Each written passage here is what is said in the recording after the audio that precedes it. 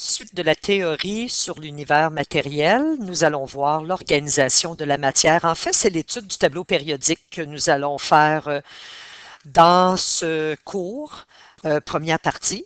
Alors ici, nous allons aborder la notation par points de Lewis, la notion de masse atomique, les isotopes, les familles chimiques, ensuite les propriétés périodiques. Donc, c'est ce que nous allons aborder.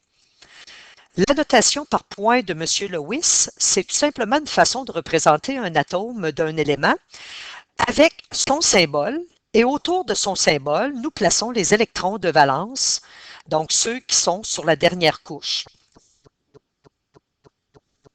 Juste un rappel avant de montrer la notation par points de Lewis. Les électrons de valence, on se souvient que ce sont les électrons qui se trouvent sur la dernière couche. La dernière couche, on l'appelle la couche périphérique. Et ces électrons-là, ce nombre-là, en fait, est donné par le numéro de la famille ou du groupe. Alors, ceux étudiés en quatrième secondaire, ce sont les éléments du groupe A, donc 1A, 2A, jusqu'à 8A. Alors, ces numéros-là, donc un élément qui est dans la famille 1A possède un électron de valence, 2A, il va en posséder deux électrons de valence. Les atomes qui vont se retrouver, les éléments qui vont se retrouver dans la famille 3A vont posséder trois électrons de valence, etc. Donc, dans la famille 8A, les éléments vont posséder 8 électrons de valence. Bien entendu, nous avions vu l'exception lors de la configuration électronique. L'hélium en possède seulement 2, parce que de toute façon, il y a 2 électrons à placer. Ça, c'était le rappel. Maintenant, revenons à la notation par points de Lewis. Nous allons montrer les exemples avec l'azote. Alors, nous écrivons le symbole, tout simplement, de l'azote. Nous regardons le numéro de la famille, c'est le numéro 5A. Donc, ça veut dire que l'azote possède sur sa dernière couche, son dernier niveau d'énergie, sa couche périphérique, 5 électrons de valence. Alors, la façon de les placer, on fait comme s'il y avait 4 points cardinaux et on les compte. 1, 2, 3, 4 et 5. Donc, on représente les électrons par des points, tout simplement. Ensuite, nous avons, donc on vient de faire l'azote, l'oxygène. Alors, l'atome d'oxygène, la représentation par points, on dessine le symbole. Nous regardons sa famille, c'est la famille 6A. Alors, il possède l'atome d'oxygène, 6 électrons. Alors, je peux commencer n'importe où, en fin de compte. Je peux commencer à gauche, dans le bas, à droite, peu importe. Alors, on en compte 6. 1, 2, 3, 4, 5, 6. Et voilà la représentation par points de Lewis. En fait, le maximum qu'on peut avoir autour du symbole, c'est 8. Et vous aurez compris qu'on va les retrouver, les électrons, par paire, 2, 4, 6, 8, dans le cas de 8 électrons que nous avons à placer. Un autre exemple, on va aller voir le sodium. Alors, pour faire la représentation par points, il faut se souvenir des symboles des éléments. Alors, le symbole du sodium, c'est Na.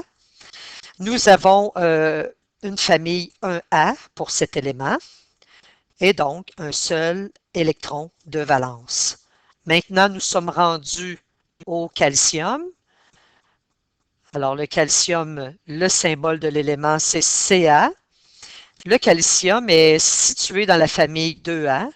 Alors, nous allons placer 2 électrons, 1, 2, autour du symbole de l'élément. Ensuite, l'aluminium. Alors, l'atome d'aluminium, le symbole, c'est Al. L'aluminium est dans la famille 3A. Nous avons donc 3 électrons de valence à placer. Ensuite, l'hélium. Attention, l'hélium. Il faut prendre le temps dans le tableau périodique. On travaille, on fait cet exercice-là avec le tableau périodique. Il faut prendre quand même le temps. Il ne faut pas aller trop vite. L'hélium est l'exception, même s'il est dans la famille 8A. Nous n'allons pas placer 8 électrons de valence, étant donné qu'il a tout simplement au total 2 électrons. Il a même un seul niveau. Donc, sur son seul et unique niveau, qui est finalement son dernier niveau, nous plaçons les 2 électrons, les seuls électrons qu'il possède, l'atome d'hélium. Ensuite, le dernier, Un dernier exemple, nous avons le chlore. Alors, le symbole, grand C avec petit l. Nous avons la famille du chlore qui est la famille 7A. Donc, 7 électrons sur le dernier niveau. 1, 2, 3, 4, 5, 6, 7. Et voilà. Alors, la question qu'on peut se poser en lien avec ce que nous avons vu, en lien avec la configuration électronique et avec ce que nous allons voir dans cette théorie. Alors, les éléments d'une même famille, donc lorsqu'on travaillait pour la configuration électronique avec les familles qui nous donnaient finalement les électrons de valence. Alors, qu'est-ce qui fait que ces éléments-là ont été placés dans la même ligne verticale, donc dans la même famille? C'est qu'ils ont des propriétés semblables, des propriétés chimiques et physiques semblables. Et ça, c'est dû au fait qu'ils ont le même nombre d'électrons sur le dernier niveau, donc le même nombre d'électrons de valence. Exemple, si nous prenons la famille 2A, nous retrouvons les éléments, donc dans la famille 2A, le beryllium. Alors, il possède 2 électrons de valence. En dessous de lui, nous retrouvons le magnésium. Alors, ce sont des éléments de la même famille ou du même groupe. Et regardez, ils ont tous 2 électrons sur le même niveau. Alors, nous allons retenir que les éléments qui possèdent le même nombre d'électrons de valence ont des propriétés chimiques et physiques semblables. Alors, le calcium a 2 électrons de valence lui aussi. Nous avons le strontium qui va posséder aussi 2 électrons de valence. Nous avons le barium, lui aussi va posséder 2 électrons de valence. Ils sont tous dans la même famille. Et finalement, le radium qui va posséder lui aussi 2 électrons de valence. C'est pour cette raison que ces éléments ont des propriétés physiques et chimiques semblables. Bon, maintenant, cette notation-là, nous allons revenir à cette notation lorsque nous allons trouver la formule moléculaire de certains composés. Donc, par exemple, si on vous demandait, lorsque l'aluminium se lie chimiquement avec l'oxygène, quelle est la formule? Est-ce Al3O5? Est-ce Al2O4? Donc, ça va nous permettre de trouver la formule moléculaire, la notation. En fait, nous allons voir quatre façons, 4 manières de trouver la formule d'une molécule, mais ça, ce sera plus tard dans l'univers matériel. Maintenant, passons à la masse que nous avons vue dans le tableau périodique lorsque nous avons fait le calcul, pas le calcul, mais la configuration électronique. On se souvient, par exemple, lorsque nous avons le calcium, dans le tableau périodique, nous avions comme information le numéro de la famille au-dessus. Nous avions le numéro de la période, on se souvient de ces notions. Nous avions aussi le numéro atomique, on l'appelait le nombre Z. Le nombre de masse qui était ici en dessous. Nous, pour la configuration électronique, on arrondissait cette masse parce qu'on voulait calculer le nombre de neutrons en faisant 40 moins 20. Mais si vous regardez dans votre tableau périodique, c'est un nombre avec des décimales, donc des chiffres après la virgule. Tout simplement parce que la masse que nous retrouvons dans le tableau périodique, premièrement, on l'appelle la masse atomique. Plus tard, vous allez voir, nous allons l'appeler la masse molaire atomique.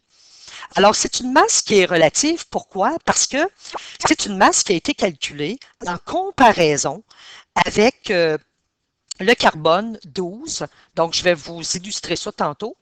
Alors, on retient que la masse atomique, c'est une masse qui est relative, donc elle est en comparaison avec l'atome de carbone 12. Et nous allons voir aussi la notion d'isotope pour calculer la masse atomique qu'on retrouve dans le tableau périodique. Alors, la masse atomique correspond tout simplement à la masse atomique moyenne.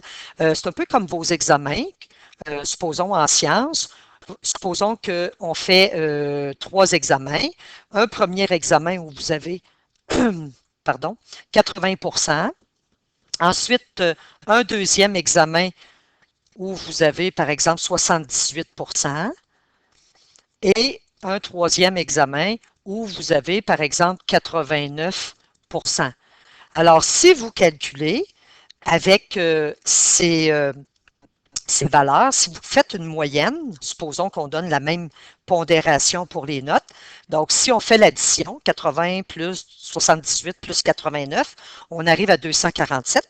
Si on divise par 3, on obtient une valeur qui est avec donc un nombre avec des décimales. Donc, les décimales apparaissent parce qu'on a fait une moyenne. Donc, c'est une analogie que je fais. C'est un peu la même chose avec la masse que nous retrouvons, la masse atomique que nous retrouvons dans le tableau périodique. Donc, le fait de retrouver des décimales, donc des chiffres après la virgule, c'est tout simplement parce que c'est un calcul, c'est une moyenne finalement, c'est une masse moyenne. Donc, on a considéré les isotopes qu'on va voir dans quelques minutes et leur masse, donc l'abondance de ces isotopes-là ainsi que leur masse. Donc, retenez tout simplement que c'est une moyenne, la masse que nous retrouvons dans le tableau périodique. Et aussi, l'unité, elle est particulière. Pour l'instant, la masse, on ne lui a pas vraiment donné d'unité. En fait, lorsqu'on parle de la masse, par exemple, du calcium, on va dire, si on l'arrondit, par exemple, c'est 40 U pour, pardon, pour unité de masse atomique. Donc, on la note U, vous allez comprendre dans quelques minutes pourquoi on a pris cette notation. Alors, un petit rappel, la masse d'un atome est concentrée. Hein? On se souvient que la masse de l'atome, si on fait par exemple, encore là, l'atome de calcium, vous avez 4 niveaux. On retrouvait 2 électrons de valence. Ensuite, on retrouvait au total 20 électrons, donc 2 sur la première couche, 8 ici, et la balance ici, donc 20 électrons. À l'intérieur, on retrouvait le nombre de protons, ainsi que le nombre de neutrons. Donc 40 moins 20, ça nous donnait le nombre de neutrons. Alors, on se souvient que la masse, elle est dans le noyau. On a vu ça avec l'étude du modèle de l'atome. Et qu'est-ce que nous retrouvons dans le noyau? Ce sont les protons et ce sont les neutrons. On se rappelle que la masse du proton est légèrement inférieure à celle du neutron. Et donc, c'est ces deux particules-là qui font que l'atome a une masse. On se souvient aussi que les protons et les neutrons, lorsqu'on parle de ce que nous retrouvons dans le noyau de l'atome, on parle en fait des nucléons. Donc, si on vous demandait, par exemple, de nommer les particules dans l'atome, alors c'est le proton et les neutrons. Et si on vous demandait, par exemple, comment on les nomme, de quelle façon on peut les nommer autrement, bien, c'est tout simplement en disant les nucléons. Juste pour revenir à la masse, lorsque nous avons fait la configuration électronique, je n'ai pas vraiment parlé de la masse en réel d'un proton, d'un neutron, d'un électron. On disait d'ailleurs, les électrons, c'est pratiquement une masse qui est égale à zéro. Lorsqu'on parle de la masse du proton, de un proton en fait, c'est environ 1,672 par 10. C'est très petit parce que nous sommes dans l'infiniment petit, par 10 à la moins 24 grammes. Si on parle de celle du neutron, donc ça, c'est des valeurs que vous n'avez pas besoin d'apprendre par cœur. Celle du neutron, elle est légèrement supérieure. Donc, vous avez, et voilà, la masse du neutron. Alors, c'est ces particules qui déterminent la masse d'un atome, tout simplement. Alors, lorsque nous comparons, on va arriver à la comparaison bientôt, donc juste avant, on a que la masse atomique, hein, on répète, c'est une masse relative. Pourquoi? Parce qu'elle est calculée par comparaison à la masse du carbone 12, qui est notre référence. Alors, je vais vous l'illustrer dans quelques secondes. Vous allez comprendre le principe de comment on a fonctionné. Exemple, si on prend la masse de l'atome d'hélium, dans le tableau périodique, c'est égal à 4 unités de masse. Et celle du carbone, elle est égale à 12 unités de masse. On peut donc dire que l'atome d'hélium est 3 fois plus léger que l'atome de carbone. Comment avons-nous trouvé le 3? en faisant tout simplement le rapport de masse entre la masse atomique du carbone et celle de l'hélium. Alors, on peut dire que l'hélium est 3 fois plus léger. Oups, je me suis trompée, pardon. Ici, c'était 4. Je suis allé trop vite, j'avais d'autres choses à la tête, donc je reprends. Donc, la masse du carbone en comparaison avec la masse de l'hélium, qui est 4 unités de masse. Alors, nous arrivons à 3. Donc, ça veut dire que la masse du carbone, elle est 3 fois plus grande que la masse de l'hélium. Ou bien, on peut dire que l'hélium, sa masse est 3 fois, c'est 3 fois plus léger finalement que l'atome. Donc, un atome d'hélium, c'est 3 fois plus léger qu'un atome de carbone. Ou on pourrait dire que l'atome de carbone est 3 fois plus lourd que l'atome d'hélium. Donc, ça peut aller dans les deux sens. Alors, de quelle façon on va fixer, en fait, de quelle façon on va calculer la masse? En fait, nous allons, les valeurs que nous avons vues ici pour le proton et le neutron, on va approximer ça environ à 1,66. Donc, c'est une approximation qu'on fait et on va faire l'égalité suivante. On va dire qu'une unité de masse correspond tout simplement, en fait, lorsqu'on a par exemple un proton ou un neutron, donc on retrouve ça dans le noyau par exemple, ou un neutron, on va approximer cette valeur-là à 1,66 par 10 à la moins 24, tout simplement, grammes. Alors, lorsque nous avons une unité de masse, ça correspond à cette valeur. Donc, on va la fixer de cette façon-là. Donc, c'est de cette manière, c'est comme si on décidait de ne pas garder la masse réelle, soit d'un proton ou d'un neutron, mais qu'on fait plutôt une correspondance. On dit que cette valeur-là correspond à une unité de masse, tout simplement. C'est pas quelque chose qui est, même si c'est une notion abstraite, c'est pas quelque chose que vous devez comprendre mordicus. Je vais vous faire un exemple avec une classe ici. Alors, si on décide, lorsqu'on parle de masse relative, si on décide d'utiliser un élève dans une classe, supposons, ça c'est Sophie. Donc, supposons que la petite Sophie a une masse qui est égale à 30 kg. Eh bien, on pourrait décider de faire correspondre la masse de Sophie, qui est de 30 kg, à une Sophie. Donc, une unité de masse Sophie. On va l'appeler comme ça, une Sophie. Et par la suite, on pourrait comparer la masse de chaque étudiant dans la classe, mais par rapport à la masse de Sophie, non pas par rapport à sa masse en kilogrammes, mais par rapport à la relation que nous avons établie ici, que une Sophie, c'est cette masse-là. Donc, la personne, l'étudiant qui aura la masse de Sophie, aura une masse de une Sophie. Alors, si on prend un étudiant dans la classe, supposons le garçon ici, donc Jérôme, on va l'appeler Jérôme.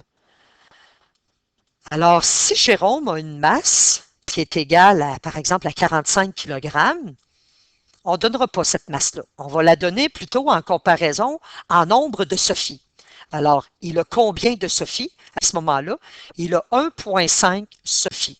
Si on compare sa masse à celle de Sophie, donc elle vaut 1,5 Sophie. Comme si Sophie était notre unité de masse, le U que nous avons associé à notre unité de masse atomique. Même chose, si on prend par exemple le professeur, donc le professeur, alors si le professeur a une masse de 60 kg, alors par rapport à Sophie, c'est le double. Alors on va dire que sa masse par rapport à Sophie, elle correspond à 2 Sophie. Tout simplement. Alors, c'est un peu comme l'analogie que j'ai faite tantôt, l'analogie que je viens de faire, c'est comme si on prenait la valeur ici qu'on a établie pour un proton qui est égal, donc c'est comme si c'était notre SOFI. Ou on peut prendre un neutron. De toute façon, les masses sont très, très près l'une de l'autre. Donc, une SOFI, c'est 1,66 par 10 à la 24 grammes. Donc, une SOFI, un U, c'est comme notre SOFI. Mais SOFI, sa masse réelle, c'est 1,66 par 10 à la moins 24 grammes. Et par la suite, on compare tous les autres éléments, la masse de tous les autres éléments par rapport à la masse de SOFI, mais en unité de masse et non en grammes. Donc, c'est l'analogie que je viens de faire. Donc, au lieu d'être en kilogrammes, la masse des étudiants dans la classe est exprimée en SOFI, tout simplement. Donc, c'était pour vous faire une analogie. Maintenant, parlons des isotopes. Les isotopes, c'est une façon, c'est que dans la nature, entre guillemets, il existe des atomes d'un même élément qui possèdent des anomalies. Donc, un peu comme nos infirmes dans le tableau périodique. Donc, nos petits éléments qui ont des anomalies. Et ces anomalies-là, c'est quoi? C'est tout simplement le nombre de neutrons, la masse. Donc, ils ont une petite infirmité au niveau du nombre de neutrons. Par conséquent, la masse, parce que les neutrons sont dans le noyau, et on sait que la masse, elle est contenue dans le noyau. Alors, les isotopes d'un même élément sont différents seulement par le nombre de neutrons et par conséquent, la masse. Très important. Alors, on va faire des illustrations de ça. Si nous prenons la notation juste avant, la notation des isotopes, lorsqu'on parle des différentes façons de voir dans la nature, par exemple, les atomes d'oxygène. Alors, nous allons en retrouver, exemple, 3 dans la nature qui ont des masses différentes. Si vous regardez dans le tableau périodique, l'oxygène, si on regarde son numéro atomique, qui est le numéro 8, si on regarde sa masse atomique, elle est égale à 15,999. En fait, la masse que nous retrouvons dans le tableau périodique, c'est la masse, elle est très près, cette masse-là, de l'isotope qui est le plus présent dans la nature en grand nombre. Donc, celui qui est le plus populaire dans la nature. Alors, cette popularité-là va s'appeler l'abondance. Elle est en pourcentage. Alors, c'est pour ça que la masse qu'on retrouve dans le tableau périodique, elle est très près de 16, puisque dans les 3 isotopes de l'oxygène, celui qui est le plus populaire est l'isotope 16. Avant d'aller voir les masses, pas les masses, mais avant d'aller voir le calcul des masses atomiques avec les masses des isotopes et de leur abondance, nous allons, dans un premier temps, parler de notation. Donc, de quelle façon on parle d'un isotope pour un même élément? On peut tout simplement nommer l'élément suivi de la masse. Donc, c'est de cette façon qu'on peut nommer l'isotope. Alors, l'oxygène 16, dans le tableau périodique, c'est d'ailleurs l'oxygène 16 que nous retrouvons. Si vous avez un autre isotope avec une masse de 17, alors c'est le nom de l'élément suivi de la masse. Même chose pour l'oxygène qui a une masse de 18, c'est son nom, suivi de sa masse. C'est tout simplement une notation. Nous avons une deuxième notation aussi qui peut être un peu mélangeante avec ce qu'on retrouve dans le tableau périodique. Dans le tableau périodique, vous retrouvez le nombre de protons au-dessus de l'élément, du symbole de l'élément. Et vous retrouvez la masse, qu'on représentait par la grande lettre A, en dessous du symbole de l'élément. Mais lorsqu'on parle de notation pour les isotopes, nous allons écrire, je reprends l'exemple de l'oxygène, si je parle de l'oxygène 16, j'écris son symbole, et à gauche, comme en exposant ici, j'écris sa masse. Je l'inverse par rapport au tableau. Et ici, son nombre de protons, le Z. Donc, on inverse le nombre de masses et le numéro atomique. Par la suite, l'oxygène 17, je vais le représenter aussi comme ça, avec la masse. Donc, c'est juste une notation. Il faut l'apprendre par cœur. Et le numéro atomique. Le troisième, c'est l'oxygène 18. Donc, nous plaçons 18 ici. La masse toujours en haut. Et ensuite, le nombre de protons dans le bas ici. Alors, c'est tout simplement une notation. Il ne faut pas se mêler avec la représentation qu'on retrouve dans le tableau périodique. C'est une façon de noter, de parler des isotopes. Maintenant, on arrive là, au calcul de la masse atomique et de l'abondance. Nous allons comprendre ce que ça veut dire. Donc, si on prend dans la nature, donc en fait, l'illustration, je viens de la faire, c'était la notation, tout simplement. Ah oui, OK. L'illustration, je vais le faire avec la configuration électronique de mes 3 isotopes. Alors, si je reprends mon isotope d'oxygène 16, on a vu que la notation, c'était de cette manière. Donc, ça, c'est le nombre de masses et ça, c'est le numéro atomique. Alors, si nous faisons la configuration électronique, nous allons retrouver 8 protons dans le noyau et nous allons retrouver 16 moins 8, donc 8 neutrons dans le noyau. Par la suite, 2 niveaux, parce que l'oxygène est sur la période 2. Il possède 6 électrons de valence. Au total, 8 électrons. Alors, voici la configuration électronique de notre isotope d'oxygène. Alors, je le répète, les isotopes d'un même élément, c'est les façons de, lorsqu'on prend par exemple plein d'isotopes, plein d'atomes d'oxygène, on va faire une image. Donc, si nous regardons plein d'atomes d'oxygène, alors nous allons en retrouver certains qui auront une masse de 16. Ensuite, on a vu l'oxygène qui avait une masse de 18, donc l'isotope d'oxygène avait, une masse de 17. Donc, celui-ci, dans son noyau, nous retrouvons 8 protons. Le nombre de protons ne change pas. Alors, c'est tout simplement le nombre de neutrons, donc 17 moins 8, 9 neutrons. Nous avons les 2 niveaux. Les électrons, le nombre d'électrons ne change pas. Le troisième isotope, alors c'était l'oxygène 18. Donc, on l'écrivait comme ça, toujours le numéro atomique ici, c'est juste une notation. Alors, on retrouve toujours les 8 protons. Par contre, le nombre de neutrons est différent. Et voilà, le nombre d'électrons est toujours le même. On peut dire ici, si on ne nous avait pas parlé de l'élément oxygène, on peut retrouver cet élément-là dans le tableau périodique parce que le numéro atomique nous permet de le trouver, donc ça correspond à l'oxygène. Par la suite, on peut tout de suite déduire que ce sont vraiment des isotopes d'un même élément, qui est l'oxygène. Pourquoi? Parce que le nombre d'électrons est toujours le même et le nombre de protons est toujours le même. C'est simplement les électrons, pas les électrons, mais les neutrons, le nombre de neutrons qui est différent. Par conséquent, si le nombre de neutrons est différent, vous avez aussi la masse qui est différente. Donc ici, nous avons 16, 17 et 18. Donc, très important de retenir cette notion. Les isotopes d'un même élément possèdent le même nombre d'électrons pour chacun des isotopes, le même nombre aussi de protons. Par contre, ce qui est différent d'un isotope à l'autre, toujours pour un même élément, c'est le nombre de neutrons, par conséquent, la masse. Alors, comment se calcule cette masse atomique-là moyenne? Alors, on arrive. La masse atomique moyenne, elle tient compte de la masse relative de chacun des isotopes et de son abondance, donc de sa popularité dans la nature. Donc, c'est ce que je mentionnais tantôt.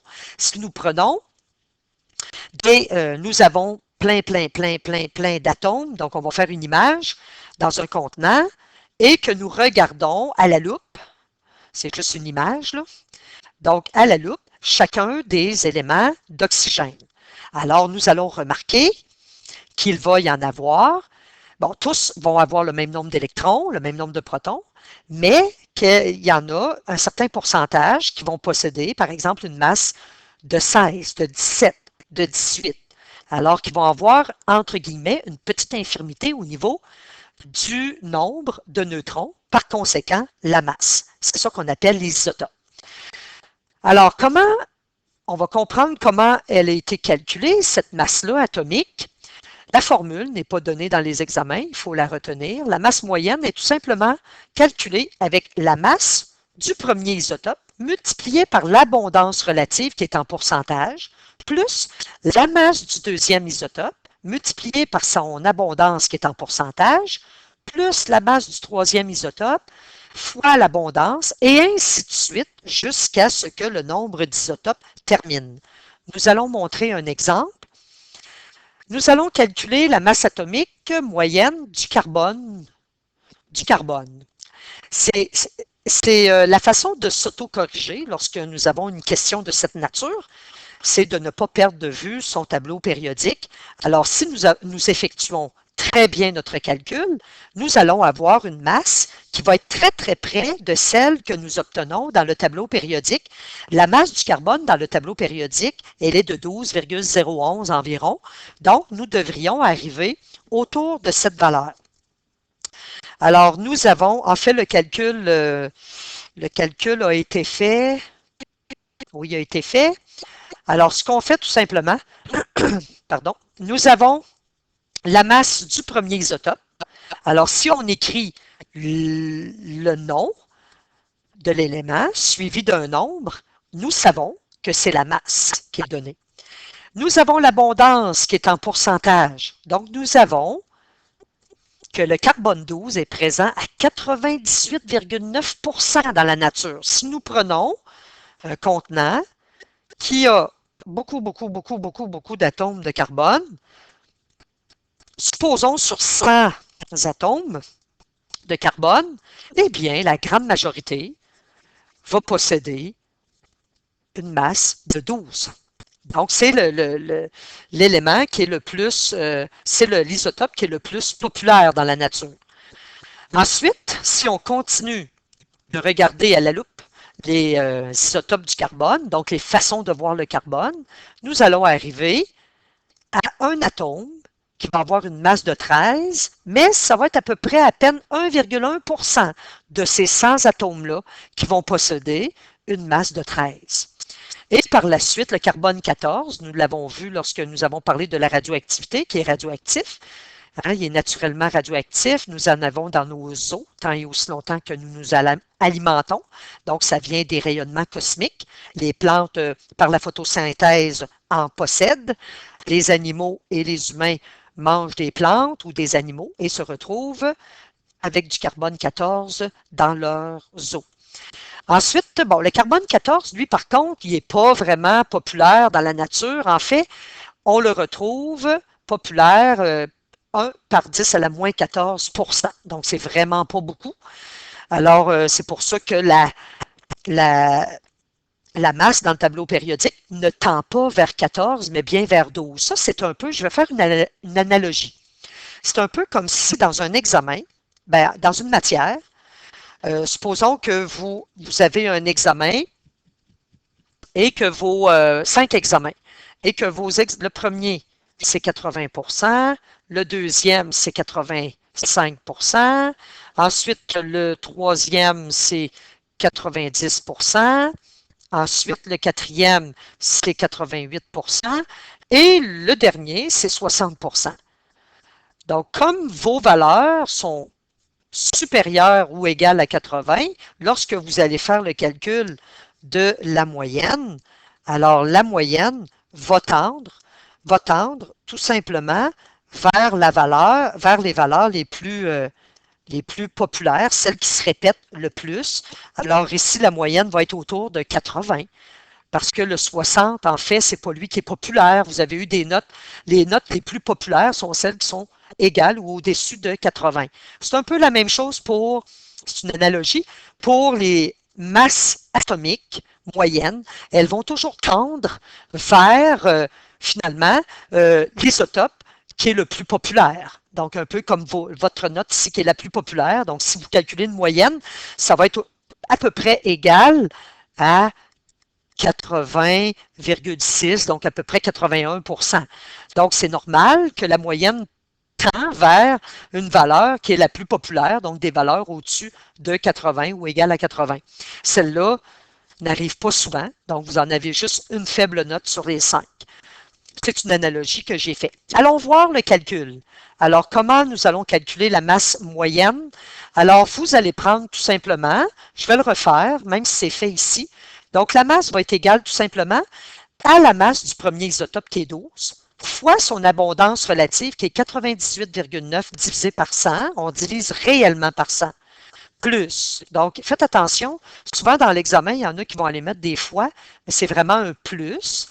La masse du deuxième isotope fois son abondance dans la nature, 1,1 sur 100, plus la masse du dernier isotope qui est 14. Donc, des isotopes, on peut en avoir 5. Ici, dans notre cas, nous en avons 3. Donc, multiplié par son abondance qui est 1 par 10 à la moins 10. On peut prendre la notation exponentielle, divisé par 100. Alors, si vous prenez, vous faites le calcul, vous arriverez à une valeur qui est très près de celle que nous retrouvons dans le tableau périodique. Et s'il vous plaît, nous n'allons pas l'arrondir. Donc, et surtout aussi, n'allez pas voir la réponse dans le tableau périodique et utiliser et inscrire la même masse que vous retrouvez dans le tableau périodique. Prenez vraiment le temps de la calculer et la valeur que vous obtenez, c'est celle que vous allez vraiment inscrire. Alors, c'est de cette façon que la masse moyenne atomique est calculée. Maintenant, allons vers les familles donc les familles chimiques dans le tableau périodique. En fait, nous allons aborder l'étude du tableau périodique lorsque nous allons lorsque nous allons parler des différentes familles. On va donner leurs propriétés. Alors, le tableau périodique regroupe les éléments, on l'a vu pour la configuration électronique, en famille et en période, selon qu'ils présentent des propriétés semblables. On a vu qu'un élément, les éléments qui font partie de la même famille, ont des propriétés chimiques semblables. Nous avons vu ça là, en laboratoire, donc avec différentes familles. Nous allons faire l'étude dans le tableau périodique des éléments que nous retrouvons à l'intérieur du tableau. On va commencer par localiser où sont situés les métaux, où sont situés les non-métaux et les métalloïdes. On va les définir. Donc, dans le tableau périodique, vous allez dessiner dans ce tableau-là un escalier qui commence ici au bord du bord. Donc, sur votre tableau périodique que vous aurez dans vos examens de fin d'année ou même dans les examens, depuis quelques années, le ministère met l'escalier qu'on retrouve ici. Donc, vous allez la dessiner parce que sur ce tableau-là, elle est absente. Alors, nous avons l'escalier qui s'arrête ici à la stat. Donc, cet escalier-là que nous retrouvons, en fait, délimite les métaux. Donc, les métaux vont se retrouver à gauche de l'escalier. Bien entendu, il y a des exceptions. L'hydrogène, c'est un non-métal. Donc, lui, c'est un non-métal. Nous l'avons placé avec les métaux simplement pour la configuration électronique. Et par la suite, nous avons, vous aurez compris qu'à droite de l'escalier, nous avons les non-métaux, tout simplement. Et à proximité de l'escalier, alors je vais faire des petits X, nous avons ce que nous appelons les métalloïdes. Alors, les métalloïdes, donc un X pour le bord, un X pour le silicium, un X pour le germanium, un X pour l'arsenic, l'antimoine, ensuite le tellure et aussi le polonium qui avait été découvert par Marie Curie et l'astate. Alors, ceux identifiés avec des X sont ceux qui sont des métalloïdes. Donc, on peut l'écrire avec un X. Ce sont les métalloïdes. Alors, c'est un terme nouveau pour vous cette année. Donc, on est plus familier avec le terme métaux et non-métaux. Mais métalloïdes, c'est nouveau pour vous.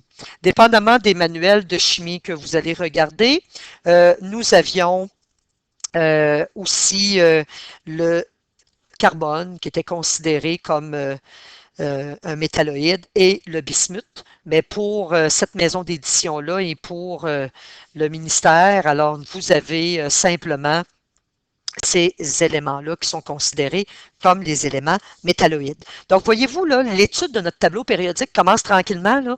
Donc, on commence par délimiter les métaux, les non-métaux, les métalloïdes en lien avec l'escalier que nous retrouvons ici. Par la suite, qu'est-ce que nous allons faire? Nous allons donner les propriétés des différents éléments métalliques, donc des métaux. Alors, les métaux, on l'a mentionné, sont situés à gauche de l'escalier. On dit que tous les métaux sont solides à la température de la pièce, sauf le mercure qui, lui, est liquide à la température de la pièce.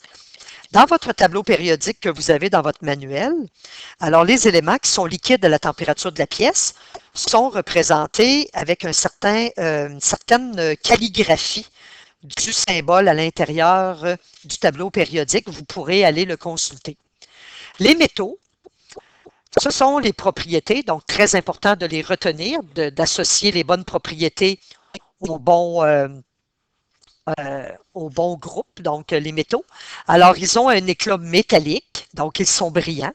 Ils sont de bons conducteurs d'électricité. Ils sont de bons conducteurs thermiques, donc des conducteurs de chaleur. Ils sont malléables, donc on se rappelle d'avoir déjà vu cette propriété-là. Ça veut dire on peut les forger. On peut frapper dessus avec un marteau sans que ça casse. On peut faire des feuilles, hein, on peut les forger. Donc, on peut les déformer sans les briser, donc sans que ça casse. Ensuite, on dit qu'ils sont ductiles, donc ça veut dire qu'on peut les étirer en fil. On pense au cuivre, par exemple.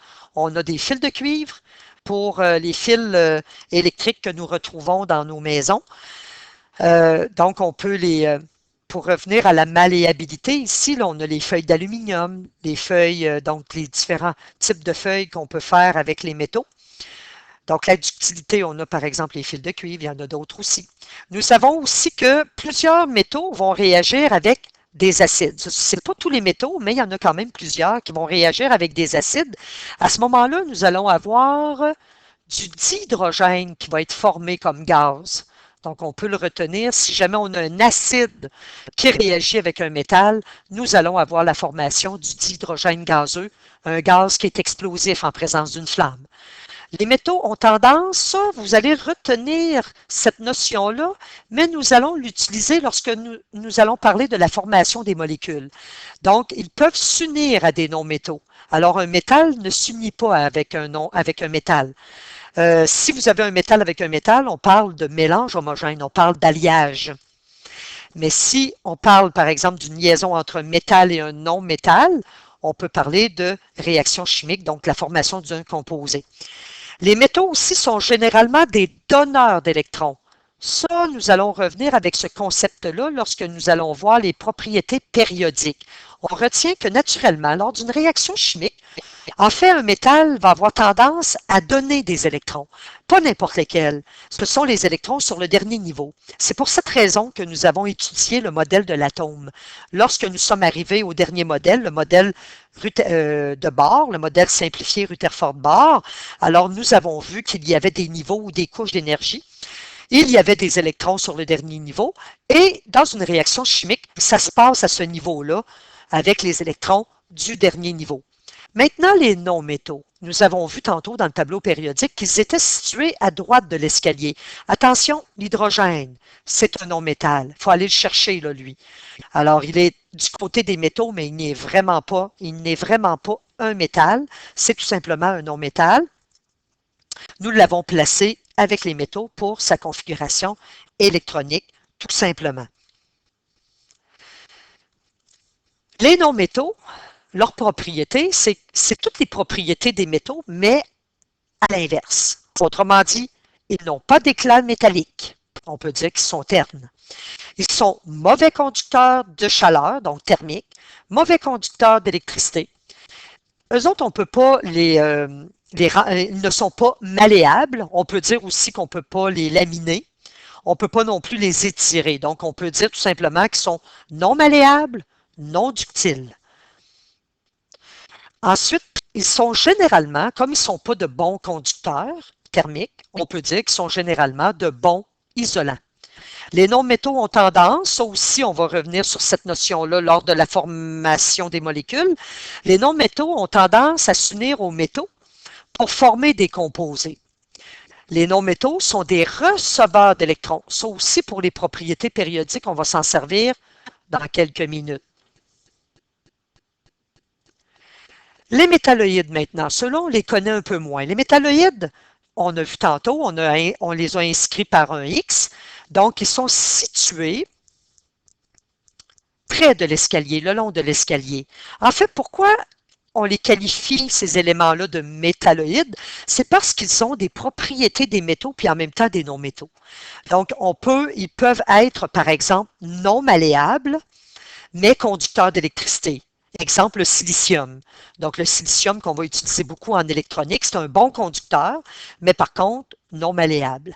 Alors, ils ressemblent aux non-métaux, mais conduisent le courant électrique. Ils ne sont pas de bons conducteurs thermiques. Alors, on les avait localisés tantôt avec un X dans le tableau périodique, le bore, le silicium, le germanium, l'arsenic, l'antimoine, le tellure, le polonium et l'astate. Maintenant qu'on a localisé où sont situés les métaux, les non-métaux et les métalloïdes, nous allons voir les différentes familles chimiques et ainsi que leurs propriétés. Alors, les différentes familles chimiques, en fait, des noms de famille, nous allons en retenir simplement 4. Il y a 4 grandes familles chimiques qui ont des noms particuliers. Alors, ce sont des groupes d'éléments qui ont des propriétés semblables, donc des propriétés chimiques ou physiques semblables. Parce qu'ils possèdent, on n'oublie pas, le même nombre d'électrons sur le dernier niveau. Commençons par la famille 1A. Elle a un nom. On l'appelle la famille des alcalins.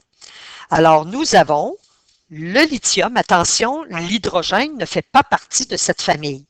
Même s'il est dans la famille 1A, il ne fait pas partie de cette famille. L'hydrogène est particulier. En fait, il y a même des tableaux périodiques sur lesquels on va retrouver l'hydrogène en plein milieu, dans le haut du tableau périodique, tellement il est particulier. Alors, les alcalins sont le lithium, le sodium, le potassium, le rubidium, le césium et le francium. Le francium étant celui qui est le plus réactif, on va en reparler tantôt. Ce sont des métaux mous.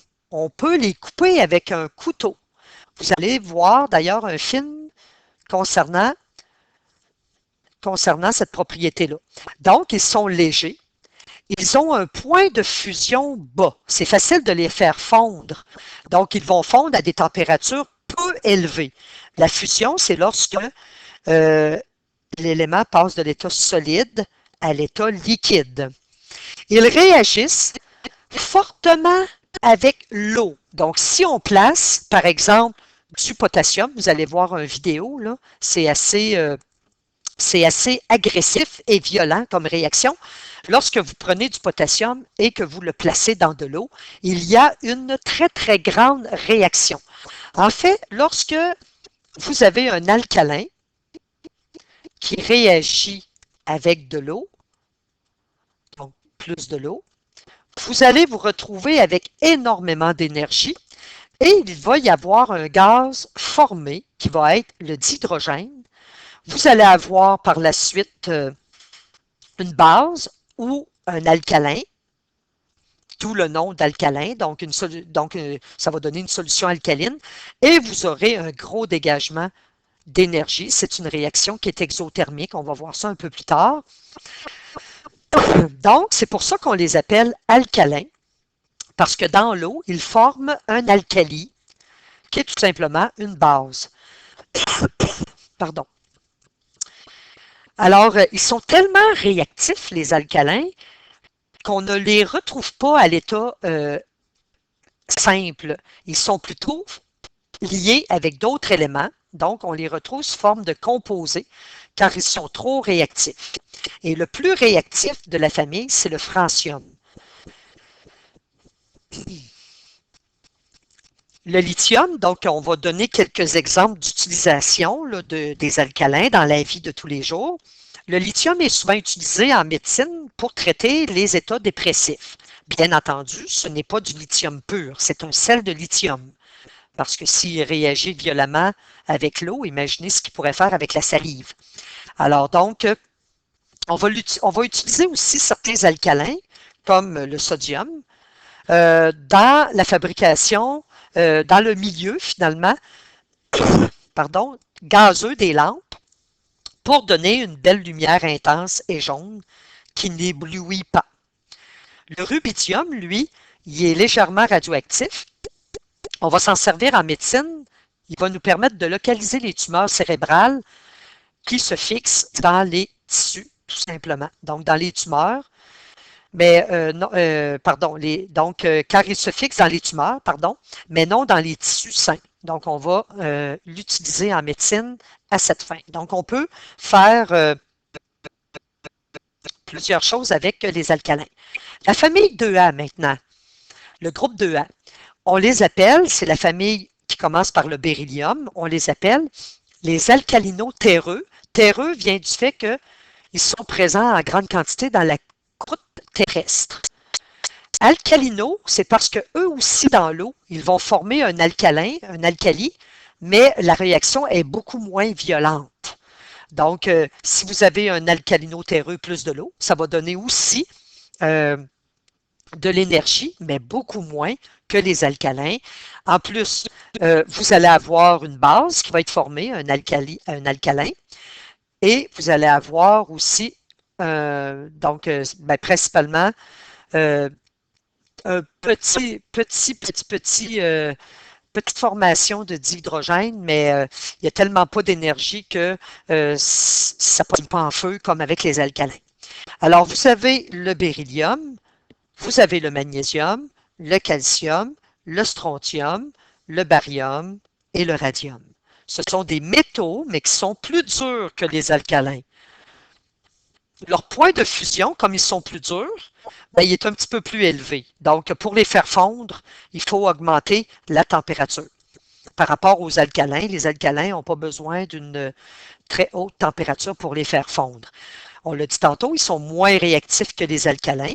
Ils sont présents en grande quantité dans la croûte terrestre. Alors, ce qu'on fait avec les alcalino-terreux, exemple le beryllium, on peut l'utiliser dans la composition de certains alliages. Les alliages, ce sont des mélanges homogènes faits avec différents métaux. Donc, dans la composition d'alliages pour les rendre légers et résistants aux températures élevées. Le magnésium, que vous connaissez, on l'avait déjà fait brûler, il avait donné un éclair. Alors, on va l'utiliser justement pour les flashs en photographie. On va l'utiliser aussi dans la fabrication des feux d'artifice. Le calcium, on va l'utiliser pour déglacer l'hiver, donc la chaussée. Donc, ce n'est pas du calcium pur, c'est des sels de calcium qu'on va utiliser. Le sulfate de barium, donc le barium, on va l'utiliser aussi en médecine, employé en radioscopie pour délimiter les contours de l'estomac ou de l'intestin pour faire des examens médicaux. La famille maintenant 7A, elle aussi possède un nom. En passant, des éléments du groupe transitif B et les autres qui n'ont pas de nom de famille particulier, on va les nommer tout simplement par le premier élément que nous retrouvons en tête de la famille. On va voir un exemple tantôt. Alors, l'avant-dernière famille, les halogènes. Alors, les halogènes, ils sont très, très, très réactifs eux aussi, comme les alcalins. Alors, ce sont des non-métaux, bien entendu. Ils se retrouvent à droite de l'escalier. Alors, nous avons le fluor. C'est même celui qui est le plus réactif de la famille.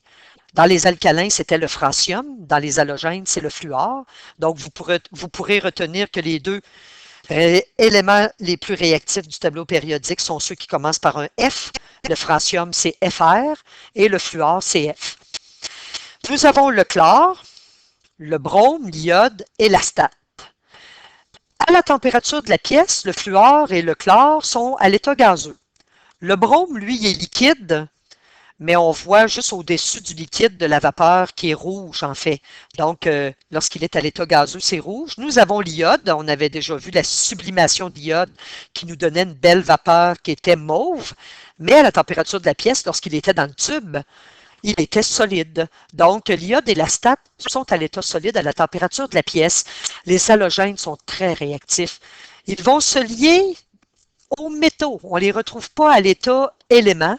Donc, et avec un métal, ils vont former un sel. Un exemple, vous connaissez le sel de table que vous consommez.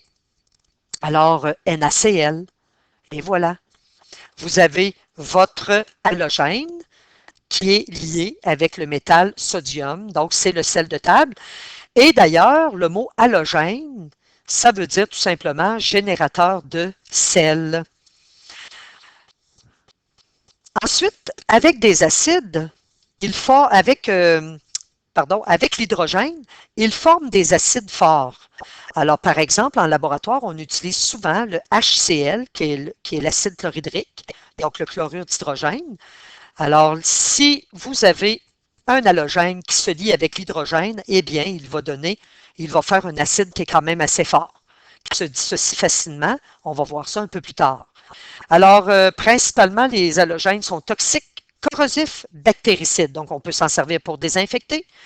On peut s'en servir aussi pour... donc, c'est tellement corrosif qu'on peut dépolir le verre ou même la céramique avec le fluor, par exemple.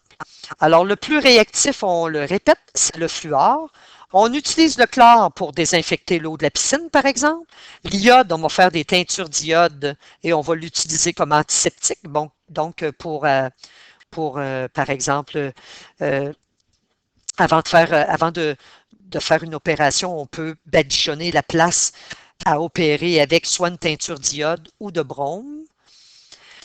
On a aussi la lampe halogène, hein, qu'on connaît depuis quelques années. Alors, c'est une lampe qui devient quand même assez chaude lorsqu'elle est allumée. Elle est incandescente. Et nous avons un halogène à l'intérieur qui peut être de l'iode ou de la vapeur de brome qui est ajoutée. Nous avons aussi le sel de table que vous mangez. Alors, comme nous sommes très loin de la mer, nous allons ajouter de l'iode à l'intérieur du sel de table. L'iode est un élément diatomique. Donc, on va ajouter tout simplement de l'iode dans sa fabrication pour donner de l'iode à notre thyroïde pour sa santé. Le fluor est utilisé pour dépolir la vitre et la céramique parce qu'il est très, très, très, très, très réactif. Il y a aussi dans les dentifrices, donc ce n'est pas du fluor pur, bien entendu, c'est un sel de fluor. Nous avons le brome qui est utilisé aussi comme désinfectant dans les hôpitaux. Et la dernière famille chimique, la famille 8A, qu'on appelle la famille des gaz inertes. Alors, le ministère va utiliser le terme inerte. Mais il y a des synonymes aux gaz inertes. On les appelle aussi les gaz stables parce qu'ils ont une grande stabilité chimique. Nous les appelons aussi les gaz rares parce qu'il n'y en a pas tant que ça dans la nature. Hein, ils ont été produits lors du Big Bang. Ensuite, nous avons les gaz nobles aussi. Donc, ce sont des synonymes qu'on associe aux gaz inertes. Alors, les gaz inertes, nous avons l'hélium, le néon, l'argon, le krypton, le xénon et le fameux radon dont on a parlé lorsque nous avons abordé la radioactivité, en fait, qui vient de la désintégration de notre uranium. Alors, on se souvient que c'est la deuxième cause de cancer du poumon au Québec. Donc, la première cause étant la cigarette. Ils ont une grande stabilité, donc c'est pour ça qu'on leur avait donné aussi le nom de gaz stable. Donc, ils ont une grande stabilité chimique. Ils ne vont pas se lier avec d'autres éléments. En fait, c'est très difficile. Ça prend des conditions très exceptionnelles, donc ça prend des températures très, très élevées pour avoir la formation d'un composé. Donc, nous, en quatrième secondaire, on va comme s'imaginer qu'ils ne se lient pas avec les autres éléments pour former des composés. Ils sont aussi à l'état gazeux. Ils sont utilisés, on l'avait déjà vu avec le modèle de Bohr, lorsqu'on avait abordé le spectre lumineux. Donc, lorsqu'on retrouvait, par exemple, les gaz inertes dans des tubes de verre et qu'on les excitait à l'énergie électrique, alors on obtenait des couleurs qui étaient caractéristiques pour chacun des gaz. Donc, on va souvent l'utiliser pour les enseignes lumineuses dans les commerces, pour les commerces, par exemple. Donc, on met le gaz dans du verre et ensuite, on le branche à une source d'énergie électrique et ça nous donne de la lumière. Nous avons aussi que l'hélium est utilisé dans les ballons sondes en météo. Hein, ça permet aux ballons de s'élever en haute atmosphère et de mesurer avec une sonde la température, le pourcentage d'humidité, la vitesse des vents, etc. Nous avons aussi les ballons jouets, là, les ballons pour les enfants, les ballons. L'argon aussi qui est utilisé dans les ampoules incandescentes ou aussi comme au lieu d'avoir pour les fenêtres 3 verres, on met tout simplement 2 verres et entre les 2 verres, on place de l'argon et ça nous donne un grand pouvoir d'isolation. Nous avons aussi, on l'a mentionné tantôt, lorsque nous plaçons les gaz inertes dans des tubes et qu'on les branche à l'électricité, ça nous donne des couleurs particulières. On avait vu le spectre, en fait, vous allez le voir, qui est ici. Donc, l'hélium qui nous donne cette coloration-là, le néon qui nous donne quand même un beau rouge. Alors, ce sont des propriétés caractéristiques pour les gaz inertes. Donc, leur spectre lumineux est une propriété caractéristique. Juste avant, alors on l'a mentionné tantôt, vous avez de la place à côté ici pour l'écrire. Moi, je vais descendre un peu.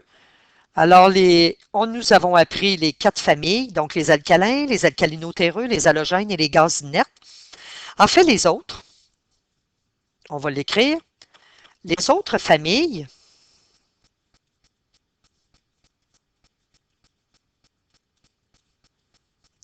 portent le nom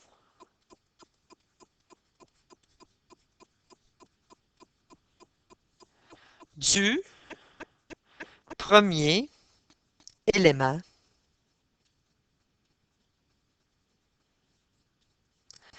Un exemple, si vous allez dans la famille 6A, dans le tableau périodique, vous allez voir que tout de suite en dessous, c'est l'oxygène. Ensuite, vous avez le soufre, etc.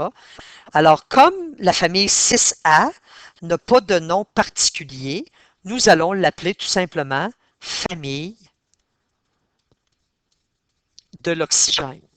Donc, c'est simplement 4 noms que vous avez à retenir puisque les autres familles portent le nom du premier élément dans la famille. Voyons maintenant la dernière notion qui est la périodicité des propriétés. Donc, les propriétés périodiques, tout simplement. Alors, les propriétés périodiques, on dit la périodicité des propriétés des éléments dans le tableau périodique correspond à la façon dont les propriétés physiques et chimiques des éléments se répètent de façon régulière d'une période à l'autre. C'est une propriété qui se répète d'une période à l'autre. Alors, je vais vous donner un exemple. Nous avons ici comme propriété périodique le rayon de l'atome. En fait, on se souvient que l'atome, nous avons le noyau, nous avons des couches autour.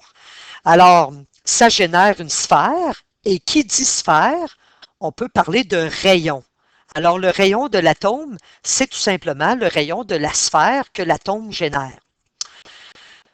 Si on reporte le rayon atomique, en fait, c'est le rayon atomique. Dans votre manuel, vous pouvez voir dans votre tableau périodique une légende et vous avez le rayon atomique qui est donné en mètres, donc qui se situe à droite, dans le haut à droite du symbole de l'élément. Vous pourrez aller voir ça. Alors, ce qu'on fait tout simplement, regardez votre tableau périodique, là, on va séparer. Ici, j'ai la première période. En fait, c'est le graphique, c'est tout simplement le rayon atomique qu'on retrouve sur l'axe des Y. Donc, inscrivez-le. Rayon atomique en fonction du numéro atomique, le nombre Z. Mais le numéro atomique correspond à un élément, que ce soit l'hydrogène, l'hélium, etc. Sur la première, donc lorsqu'on voit un graphique de cette nature, la première chose à faire, c'est de délimiter nos périodes. Alors, quels sont les éléments de la première période? Alors, j'ai l'hydrogène, Donc, il y a un numéro atomique. Donc, ici, ils ne l'ont pas inscrit, mais vis-à-vis ici, on aurait tout simplement le numéro 1. Ici, pour l'hélium, on aurait le numéro 2, et ainsi de suite. Alors, pour la première période, nous allons faire une ligne comme ça pour délimiter. Ça, c'est la première période. La première période, c'est pas une période qu'on va regarder parce qu'elle n'est pas assez significative puisqu'il y a seulement 2 éléments à l'intérieur. On va plus regarder la deuxième, troisième et quatrième période. Alors, la deuxième période, elle commence par le lithium et se termine par le néon. Alors, on va la délimiter comme ça. Ça, c'est la deuxième période, la deuxième ligne horizontale dans votre tableau périodique. La troisième période commence au sodium et se termine à l'argon. Alors, on va la délimiter comme ça par une ligne. Oups, c'est un petit peu croche. Et voilà la troisième période. La quatrième période, elle commence par le potassium et se termine par le krypton. Donc, on va la délimiter ici. Donc, ça, c'est la quatrième période. Nous avons la cinquième. C'est rare qu'on va plus loin que la quatrième ou même cinquième période. Alors, c'est quoi une propriété périodique? C'est tout simplement une tendance lorsqu'on change de période qui est respectée. Alors, la tendance est la suivante pour le rayon atomique. On peut voir qu'au début d'une période, le rayon atomique, il est quand même grand. On n'a pas gradué l'axe du rayon atomique, mais on peut s'imaginer les valeurs sur l'axe. Alors, il est grand et il diminue au fur et à mesure que nous avançons sur la période. On change de période et la propriété, la tendance est maintenue, c'est-à-dire, au début de la période, nous avons un grand rayon atomique et il diminue sur la période. Même chose pour la quatrième période. Au début, l'élément possède un grand rayon atomique et par la suite, ça diminue tout le long de la période. Même chose pour la cinquième période. Qu'est-ce qui n'est pas une propriété périodique? On va en faire une représentation ici. Supposons que nous avons un graphique. Alors, mon axe des Y, mon axe des X, et que nous avons une propriété quelconque. On va l'appeler la propriété X, en fonction du numéro atomique. Alors, imaginons que pour la première période, mettons première, oups, je vais me prendre des petites lignes parce que sinon c'est croche. Donc, pour la première période, deuxième période, troisième période, quatrième, etc. Donc, supposons que pour la première, deuxième, troisième, quatrième, on peut arrêter à quatrième, à la quatrième, ou même cinquième, peu importe. On pourrait même aller à la septième, mais ça suffit. Normalement, on vous en montre à peu près 4. Donc, supposons que cette propriété X-là, qu'on ne connaît pas, nous donne, lorsqu'on relie les points, des droites qui ressemblent à ceci. Donc, ceci, ensuite cela. Voyez-vous, la tendance d'une période à l'autre n'est pas la même, mais pas du tout. Alors, ce n'est pas une propriété périodique, parce que cette propriété-là ne se répète pas d'une période à l'autre. La tendance générale ne se répète pas. Donc, en classe, je vais vous distribuer des graphiques de plusieurs propriétés périodiques. Nous allons voir certaines propriétés qui sont périodiques. Alors, vous allez les retrouver en fait sur les graphiques que je vais vous remettre en classe. Nous allons voir ici un tableau périodique. J'ai déjà une propriété qui est inscrite, qui est l'électronégativité. On va aller la définir. Et nous avons du côté, donc, sur une période et aussi par rapport, pas sur une période, mais le long d'une période. Et aussi, lorsqu'on change de niveau, donc, nous allons voir les propriétés, de quelle manière elles vont évoluer lorsque nous nous déplaçons dans la période ou lorsque nous nous déplaçons lorsque nous avons, par exemple, les éléments qui sont un en dessous de l'autre. Donc, on va voir le comportement des différentes propriétés. Alors, la masse atomique. La masse atomique, elle, on le voit, c'est le numéro, il n'est pas écrit sur le tableau périodique que nous avons ici, mais dans votre tableau périodique que vous avez, on voit que la masse atomique augmente toujours. Donc, on va aller voir cette propriété-là. On dit que la masse atomique, dans une période, elle augmente de gauche à droite. Mais dans une famille, elle augmente de haut en bas. Donc, ça veut dire quoi? En passant, il y a des exceptions toujours. Hein? Si vous regardez l'argon, suivi du potassium, alors l'argon a une masse qui est de 39, environ 39,948 unités de masse. Le potassium a une masse de 39, alors qu'il est placé après, là, de 39,098 unités de masse atomique. Donc, on voit qu'il est inférieur. Normalement, la masse d'un élément qui est placé après un autre est supérieure. Et vous avez la deuxième exception avec le cuivre et le zinc. Alors, pour le cuivre, vous avez une masse de 63,546. Et tout de suite après, c'est le zinc qui est après. Vous allez avoir une masse de 63,380. Mais si vous regardez les autres masses des éléments, la tendance, c'est que la masse augmente toujours lorsque nous promenons sur une période et lorsque nous nous promenons dans une famille. Alors, si nous allons représenter la masse atomique, nous allons l'écrire ici, à côté de l'électronégativité. L'électronégativité, on va la voir tantôt. Alors, la masse atomique augmente, hein, ce qu'on avait dit, sur une période, de gauche vers la droite. Donc, à gauche, elle est petite, à droite, elle augmente. Et voilà. Et dans une famille, cette propriété-là périodique, qu'est-ce qu'elle fait? Donc, la tendance est toujours respectée. Si on avait à faire un graphique, on aurait, lorsqu'on change de période, on aurait une tendance qui est gardée. Et pour ce qui est de la famille, alors je vais faire une autre ligne ici, vous aurez la chose suivante. Plus vous descendez dans une famille, plus la masse atomique augmente. Donc, c'est ce qu'on mentionnait, dans une famille, elle augmente de haut en bas.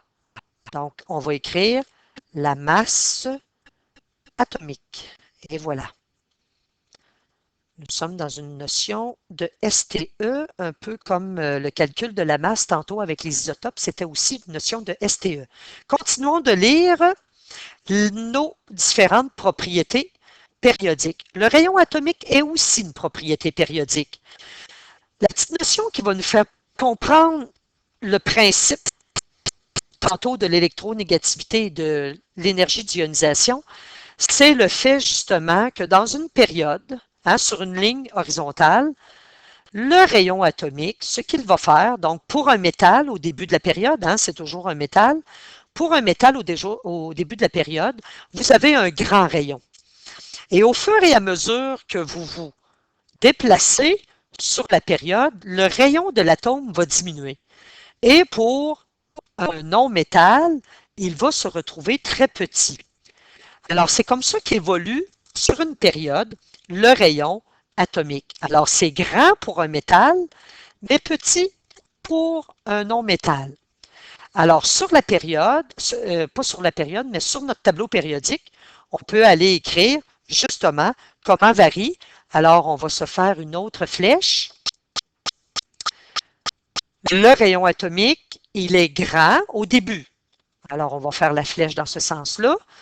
Le rayon atomique va aller ici. Ça veut dire quoi?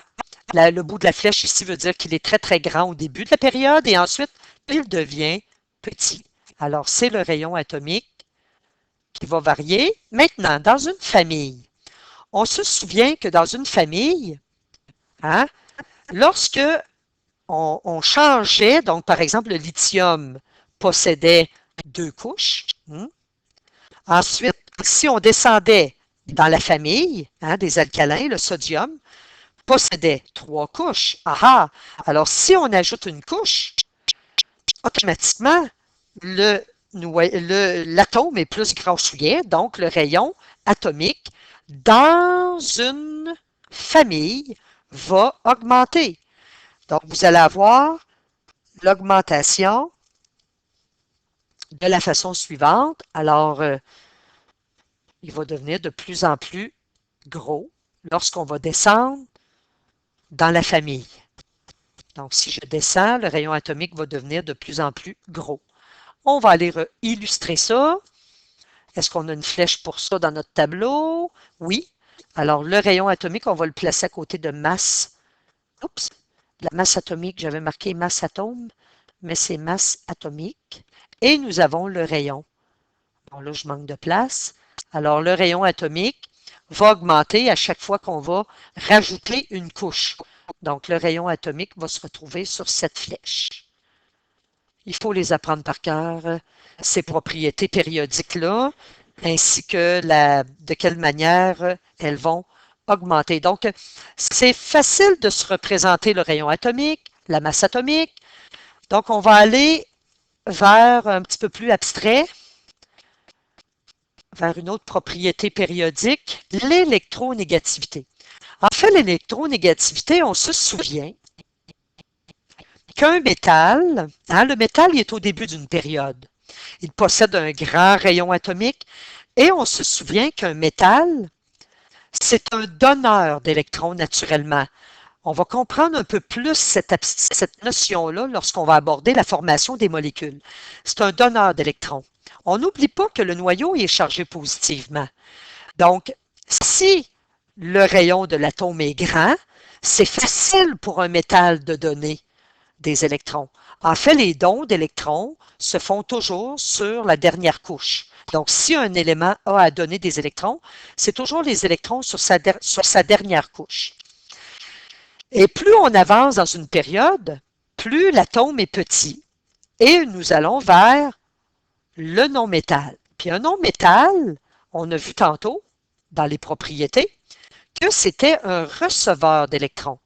Alors, c'est beaucoup plus simple de recevoir des électrons lorsque le dernier niveau est très, très près du noyau positif. Alors, l'attraction est plus forte. Alors, un non-métal, c'est pour cette raison, lorsqu'un électron va passer, il va le capter facilement. Alors, l'électronégativité, c'est quoi? C'est la capacité d'un élément à attirer les électrons des autres éléments lors de la formation des composés. Alors, dans une période, elle augmente de gauche à droite. Puis dans une famille, elle augmente de bas en haut. Alors, c'est la capacité d'un élément à attirer un électron vers lui. Alors, ce sont les non-métaux qui ont cette grande capacité-là d'attirer des électrons vers eux, puisqu'ils sont naturellement des receveurs d'électrons. Alors, dans le tableau périodique, cette propriété-là donc c'était l'électronégativité, donc c'est la capacité d'attirer des électrons. Elle est très grande pour les non-métaux, elle est petite pour les métaux. C'est sûr qu'elle est petite pour les métaux parce que les métaux, naturellement, sont des donneurs d'électrons. Ils donnent facilement. Donc, on n'a pas besoin, ils n'ont pas une capacité à attirer des électrons puisqu'ils donnent. Et par rapport à la famille, c'est vers le haut qu'on va voir l'accroissement de l'électronégativité. Donc, c'est sûr que dans les métaux, l'élément le plus métallique dans les métaux, c'est le francium. C'est lui qui a les plus grandes propriétés métalliques. Et dans une famille, celui qui est encore métallique, mais qui a une moins grande propriété métallique, c'est celui qui est le plus élevé. Donc ici, le lithium. Donc lorsqu'on va vers le haut, c'est le lithium. Alors, même si ce ne sont pas des receveurs d'électrons, c'est quand même le lithium qui est moins métallique que le francium. Donc l'électronégativité va augmenter en s'en allant vers le haut. Donc pour les non-métaux, c'est le fluor qui a cette plus grande capacité-là d'attirer les électrons vers lui. Donc, l'électronégativité va augmenter en s'en allant vers le haut.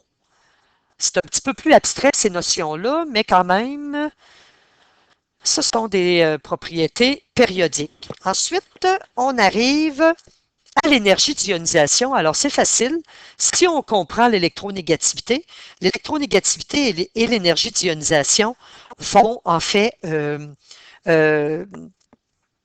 augmenter dans le même sens, donc être représentés dans le tableau périodique avec les mêmes flèches. Alors, c'est l'énergie nécessaire pour arracher un électron à un atome. Alors, c'est l'énergie qu'on va fournir pour aller arracher un électron à un atome. Alors, dans une période, elle augmente de gauche à droite, puis dans une famille, elle augmente de bas en haut. Donc, l'énergie d'ionisation, je vais reprendre mon métal, c'est un donneur d'électrons. Lui, c'est un donneur naturel d'électrons. Alors, on n'a pas besoin d'avoir une grande force, une grande énergie pour lui arracher un électron. Il est naturellement donneur. C'est comme quelqu'un qui donne naturellement des bonbons. Tu n'as vraiment pas besoin d'y arracher ses bonbons, il va t'en donner naturellement. Par contre, les non-métaux, donc un non-métal, lui, c'est un receveur. J'avais oublié d'écrire ici pour le métal que c'est un donneur. Hein? Donc, le métal, c'est un donneur naturel d'électrons. Donc, on n'a pas besoin d'utiliser la force pour lui en enlever. Il est naturellement donneur. Ce n'est pas le cas d'un non-métal. Un non-métal, c'est un receveur d'électrons. Alors, lui, là, lui, c'est plus, il reçoit les bonbons, il n'aime pas en donner. Il n'aime pas s'en donner. Alors, lui, ça va être difficile d'aller lui en enlever des bonbons, donc des électrons, parce qu'il a cette tendance-là naturelle à les recevoir et non donner. Alors lui, il va falloir appliquer une grande quantité d'énergie pour aller lui arracher son électron qu'on veut lui enlever. Alors l'énergie d'ionisation, à ce moment-là, varie dans le même sens que l'électronégativité. Alors l'énergie d'ionisation, on va l'écrire sur la même, donc énergie, sur la même flèche que l'électronégativité. Donc l'énergie d'ionisation, alors, c'est l'énergie qu'on doit appliquer pour arracher un électron à quelqu'un. C'est sûr que pour ceux, les non-métaux, qui ont tendance à garder leurs électrons, à recevoir des électrons, ça va être difficile de les arracher, donc cette énergie-là va être grande. Et ici, on va l'ajouter à côté, donc on a aussi énergie d'ionisation, et ça va terminer les propriétés périodiques. On aurait pu tout mettre ces propriétés-là sur un graphique. Nous les avons d'ailleurs dans le tableau périodique. Donc, l'énergie d'ionisation et l'électronégativité vont croître dans le même sens. Alors, le plus non-métal des non-métals, c'est le fluor. Ça va être très difficile de lui arracher des électrons. Et le plus non-métal des métaux, c'est le lithium. Donc, ça va augmenter vers le haut. Et voilà, nous avons terminé la notion de propriété périodique.